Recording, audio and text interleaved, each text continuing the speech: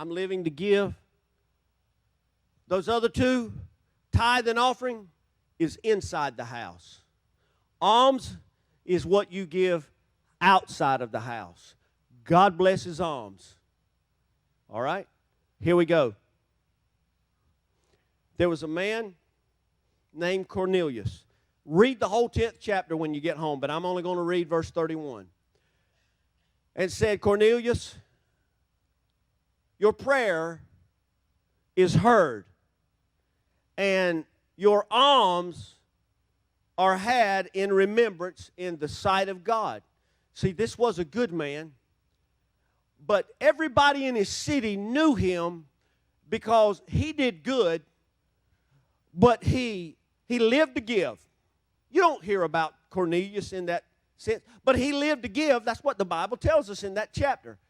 He gave to everybody. He helped people out. Last month, we do a fruit a month because we're filling a cornucopia on Wednesday night. Good works, good fruit, bearing fruit in our community. Last month was pineapple. We call people, we check on them. Somebody we've never talked to maybe before. We just want to let them know God laid them on our heart. That was a good work. We took time out of our day to thank these people for doing something for us, or just pray for them, or let them know we were thinking about it. February, it is actually an orange, and that's buy a meal for somebody. It might be, now wait a minute.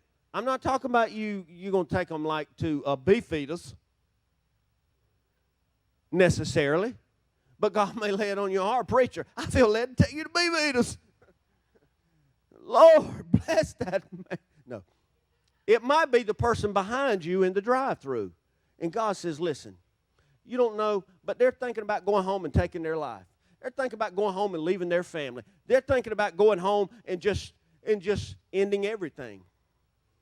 And that $5 meal you would buy them would change their mind, because they would see the love of Christ, not even know who you are. That's an alms, church. When you do that, that's an alms. And alms are beautiful in the sight of God, because Jesus says, that's another one of my people that's living their life to give. If you are a person that lives your life to receive, you're missing out. And there's a lot of people, and this is a crying shame, people that say they know the Scriptures, but their mind is so focused on money and receiving and stuff and places and things and all that, they're not living to give. They're living to get. And you do not give God anything to work with.